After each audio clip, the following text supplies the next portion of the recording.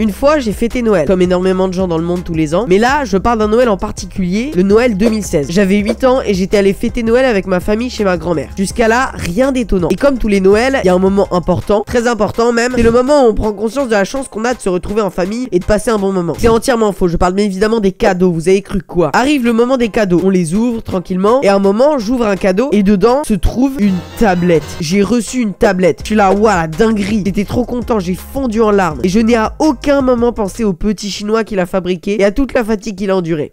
À aucun moment. J'avais pas honte à cette époque. Du coup voilà, on l'allume, on installe tout tranquille. On crée mon premier compte Google qui est devenu avec le temps cette chaîne. C'est pour ça que quand on regarde la date de la création de la chaîne, il est marqué 24 décembre 2016. Voilà, petite info, vous en faites ce que vous voulez. On installe tout ça. Les mois passent, je suis comblé de bonheur. Et déjà on peut noter un truc, c'est que je me rends pas trop compte de la valeur de la tablette et de la chance que j'ai d'en avoir une. C'est-à-dire que je l'utilise énormément et que je flingue la batterie.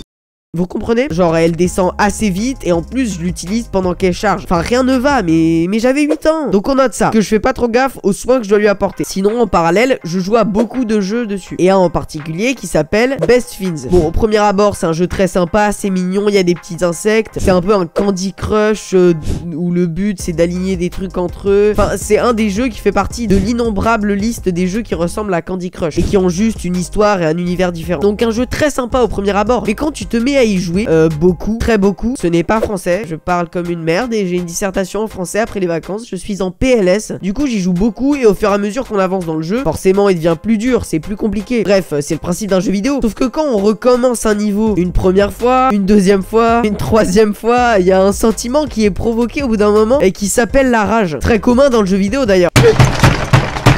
Un sentiment qui s'appelle la rage et qui donne envie de casser des trucs. Vous sentez la douille arriver? J'ai cassé ma tablette, voilà, j'ai fracassé contre la table, l'écran il était brisé, j'ai fondu en larmes. C'est con hein. Mais du coup vu que mes parents en avaient sûrement marre que je chiale comme une... Ils ont cherché à réparer l'écran parce qu'en soi la tablette était pas morte, c'était juste l'écran qui était pété. Sauf que la différence avec un téléphone, c'est qu'un téléphone on peut encore l'utiliser si l'écran est pété. Alors qu'une tablette, non. Du coup on l'a réparé, l'écran venait de Chine. Excuse-moi. Bon bref, maintenant qu'elle était réparée, je me disais c'est bon. Maintenant je ferai gaffe, je la pèterai plus, je jouerai plus à ce jeu mobile du démon. Je l'ai réinstallé 2 semaines plus tard, voilà. Ah j'apprends vraiment pas de mes erreurs, c'est fou hein. Mais c'est bon, au final je l'ai pas cassé une deuxième fois. En tout cas à cause de ce jeu, parce que je l'ai recassé pour une autre raison.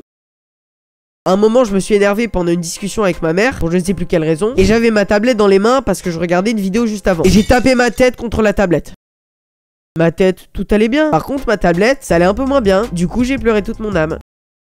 Je suis vraiment trop con. Quelle est la morale de cette histoire? J'ai peut-être donné l'impression d'être un gosse de riche pour y gâter qui n'a pas la valeur des choses.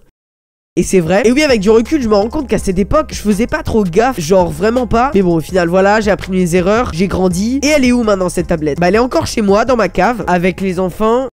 Hein? L'écran toujours cassé. Vous avez vraiment cru qu'on allait la réparer une deuxième fois? Les parents ont leurs limites. Bon alors au final, quelle est la morale de cette histoire? N'achetez rien à vos enfants et laissez-les jouer avec des bâtons.